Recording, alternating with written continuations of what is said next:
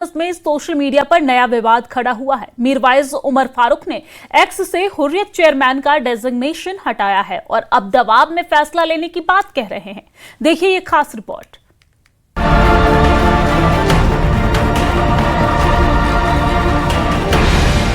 जम्मू कश्मीर के वरिष्ठ धार्मिक नेता मीरवाइज उमर फारूक ने अपने सोशल मीडिया प्लेटफॉर्म एक्स यानी ट्विटर अकाउंट से ऑल पार्टी हुर्रियत कॉन्फ्रेंस के चेयरमैन का पदनाम हटा दिया है। इस बदलाव के बाद उठे सवालों पर मीरवाइज ने खुद सफाई दी। सोशल मीडिया प्लेटफॉर्म एक्स पर पोस्ट कर उन्होंने कहा कि उन पर लगातार दबाव बनाया जा रहा था कि वो अपना बायो बदलें, नहीं तो उनका हैंडल बंद कर दिया जाएगा। मीरवाइज ने लिखा कि अधिकारियों ने उन्हें बताया कि हुर्रियत कॉन्फ्रेंस के सभी घटक दल, जिसमें उनकी अध्यक्षता वाली अवामी एक्शन कमेटी भी शामिल है, यूएपीए के तहत बैन है, जिसमें हुर्रियत एक प्रतिबंधित संगठन बन गया है। ऐसे में अगर social media platform x bio में बदलाव नहीं किया गया तो अकाउंट हटाया जा सकता है। मीरवाइज का कहना है कि ऐसे दौर में जब सार्वजनिक मंच और संवाद के रास्ते बेहद सीमित हैं, सोशल मीडिया ही लोगों तक पहुंचने का एक अहम जरिया बचा है। इसलिए ये कोई पसंद का नहीं बल्कि हालात का फैसला था और एक मजबूरी। इस पर नेशनल कॉन्फ्रेंस के प्रवक्ता तनवीर सादिक ने कहा कि मीरवाइज एक सम्मानित धार्मिक विद्वान है और अगर वो दबाव की बात कह रहे हैं तो इसे गंभीरता से लिया जाना चाहिए। उन्होंने इस पूरे मामले की दोबारा समीक्षा की मांग की। मैं वही कह रहा हूँ कि मीरवाइज साहब एक बहुत रिस्पेक्टेबल पर्सन है। अगर वो कह रहे हैं कि उनके ऊपर प्रेशर हो रहा है तो मुझे लगता है उसमें नजरसानी होनी चाहिए। उनने पिछले कुछ सालों से बहुत इंपॉर्टेंट इश्यूज उठाए हैं लोगों के बारे में, और उसको मद्देनजर रख के अगर ऐसा कोई चीज या फैसला हुआ है उनके खिलाफ तो मुझे लगता है उसमें नजरसानी हो। वहीं मंत्री जावेद अहमद राणा ने मीरवाइज को मुख्यधारा की राजनीति में आने की सलाह दी। राणा ने कहा कि अगर मीरवाइज राजनीति में आते हैं तो उनका स्वागत किया जाएगा और ये इसके लिए एक सही वक्त है। हम तो तमाम लोगों को ये हमेशा कहते रहे हैं, जो लोग दूसरे रास्ते पे चले यहाँ और यहाँ जम्मू कश्मीर की तबाही हुई और जिसकी सजा जो है नाकर्दा गुनाहों की सजा जम्मू कश्मीर के लोग भुगत रहे हैं। मैं कहूँगा ये बहुत ही अप्रोप्रिएट और मुनासिब वक्त है। अगर वो मेन स्ट्रीम में आना चाहे तो हमें खुशी होगी, इससे बड़ी हमारे लिए खुशी कोई नहीं होगी। क्योंकि सेपरेटिज्म का उनको भी आपको लगता है कि अब एहसास हो गया है कि अगर मेन स्ट्रीम से होना चाहिए, अगर नहीं हुआ तो होना चाहिए, और अगर वो ये रास्ता अख्तियार करते हैं मेन स्ट्रीम पॉलिटिक्स का तो ये जम्मू कश्मीर के लिए नहीं बल्कि मुल्क के लिए एक खुशाइंद बात है।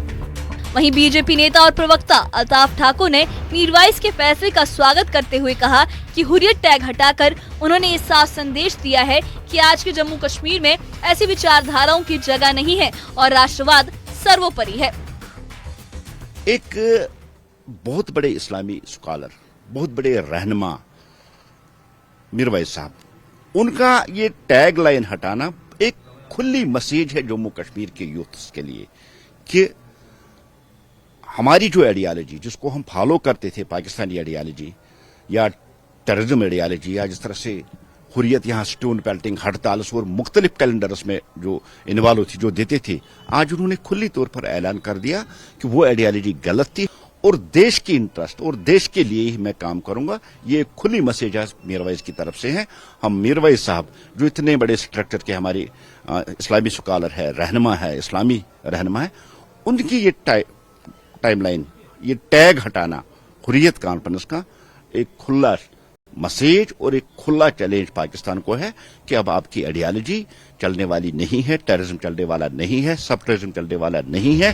वहीं पीडीपी नेता वहीद उर रहमान पर्रा ने मीरवाइज के फैसले को समझदारी से जोड़ा। उन्होंने हुदैबिया की मिसाल देते हुए कहा कि शांति के लिए लिया गया फैसला कमजोरी नहीं बल्कि दूरदर्शिता और नेतृत्व की पहचान होता है।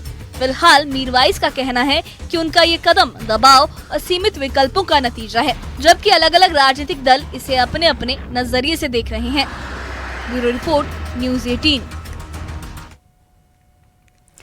आतंक के खिलाफ जम्मू कश्मीर से दिल्ली तक एक साथ बड़ा एक्शन दिखा है। अनंतनाग में सर्च ऑपरेशन और दिल्ली में कड़ा रणनीतिक संदेश। देखिए ये खास रिपोर्ट।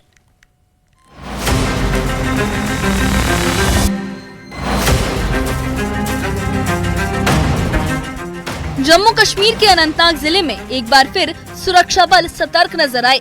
दांतर इलाके में संदिग्ध गतिविधियों की सूचना के बाद एसओजी अनंतनाग ने कॉर्डन एंड सर्च ऑपरेशन शुरू किया। पूरे इलाके को घेराबंदी में लेकर तलाशी अभियान चलाया गया। सुरक्षा बलों की कोशिश है कि किसी भी संभावित खतरे को वक्त रहते नाकाम किया जाए। फिलहाल ऑपरेशन जारी है और इलाके में सुरक्षा बढ़ा दी गई है। सिक्योरिटी फोर्सेज ने कल शाम से ही अनंतनाग कस्बे के मुख्तलिफ इलाकों का मुहासरा किया और इस बीच ये कॉर्डन और सर्च ऑपरेशन जो है वो एक्सटेंड किया गया है। इस वक्त हम मौजूद हैं अनंतनाग के दांतर इलाके में और आप देख सकते हैं एक्टिविटीज़ यहाँ पे। अगर हम अनंतनाग पुलिस की बात करें तो अनंतनाग पुलिस की मुख्तलिफ जो टुकड़ियाँ हैं वो यहाँ पे तैनात है। अभी सर्च ऑपरेशन बदस्तूर जारी है। थोड़ा सा विजुअल्स में आपको दिखाने की कोशिश करेंगे। कैमरामैन से मैं कहूँ, जगह जगह पे तलाशी कार्रवाइयाँ जो हैं वो अंजाम दी जा रही हैं और हर आने जाने वाले से पूछताछ ये आप देख सकते हैं। और ये सिलसिला कल शाम से ही जो है वो जारी है। और इसके अलावा हम आपको बताएं कि ये जो पूछताछ का सिलसिला है ये कल शाम से ही शुरू किया है अनंतनाग पुलिस ने। और अनंतनाग पुलिस के जो जितनी भी टुकड़ियां हैं तो यहाँ पे सर्च ऑपरेशन में लगी हुई हैं।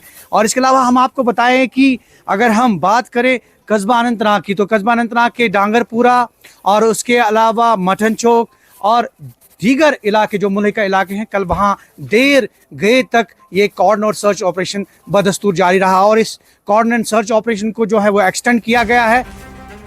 अनंतनाग संवेदनशील इलाकों में गिना जाता है जहां पहले भी आतंकी गतिविधियों को लेकर अलर्ट जारी होते रहे हैं। इसी कड़ी में सुरक्षा बल जीरो टॉलरेंस की नीति के तहत हर इनपुट को गंभीरता से ले रहे हैं। दांतर इलाके में चल रहा ये सर्च ऑपरेशन भी उसी रणनीति का हिस्सा है ताकि आम लोगों की सुरक्षा सुनिश्चित की जा सके। जो पेरिफेरीज हैं अनंतनाग के मुल्क का इलाके हैं जैसे कि अभी दांतर, हांजी दांतर और इसके अलावा यहाँ जितने भी आसपास के इलाके हैं यहाँ पे सर्च ऑपरेशन बदस्तूर जारी है। और ये सर्च ऑपरेशन इस लिहाज से क्योंकि जो सिक्योरिटी फोर्सेस हैं अनंतनाग पुलिस है उन्हें इनपुट मिला था कि कहीं ना कहीं जो मौजूदगी है, कुछ मूवमेंट है, सस्पिशियस मूवमेंट, वो उन्हें देखने को मिली। तब जाके उन्होंने ये जो कॉर्डन एंड सर्च ऑपरेशन जो है यहाँ से शुरू किया और जो अभी भी जारी है। अनंतनाग की अगर हम बात करें तो अनंतनाग के कस्बा में इस तरह की एक्टिविटीज़ जो हैं कॉर्डन एंड सर्च ऑपरेशन बहुत देर के बाद जो है ये देखने को मिल रही है। लेकिन कुल मिलाकर ये कॉर्डन और सर्च ऑपरेशन जो है ये जारी रह सकता है कि जिस तरह से हम हालात देख रहे हैं कस्बा अनंतनाग और इसके मुल्का इलाकों के, तो कहीं ना कहीं यहाँ इन इलाकों में अभी भी जो अनंतनाग पुलिस है या फिर दीगर सिक्योरिटी एजेंसीज हैं जिनमें सीआरपीएफ और बाकी सिक्योरिटी एजेंसीज हैं वो अभी इस कॉर्डन को जो है एक्सटेंड करती हुई नजर आ रही है और जगह जगह पे तलाशी कार्रवाइयां भी जो है वो अमल में लाई जा रही है। उधर दिल्ली में एनआईए की एंटी टेरर कॉन्फ्रेंस के दौरान गृह मंत्री अमित शाह ने आतंक के खिलाफ लड़ाई को और मजबूत करने वाले 2 अहम सिक्योरिटी प्रोजेक्ट्स का उद्घाटन किया। इनमें संगठित अपराध और चोरी हुए हथियारों का देश का पहला डेटाबेस शामिल है जिसे एनआईए ने तैयार किया है।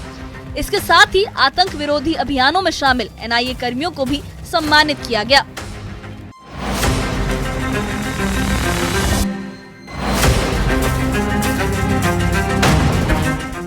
एक तरफ अनंतनाग में जमीन पर सर्च ऑपरेशन, दूसरी तरफ दिल्ली में तकनीक और डेटा के जरिए आतंक पर प्रहार। साफ संदेश है कि सुरक्षा एजेंसियां हर मोर्चे पर चौकस हैं। Bureau report, news 18। और खास रिपोर्ट में फिलहाल के लिए इतना ही। मुझे दीजिए इजाजत। नमस्कार।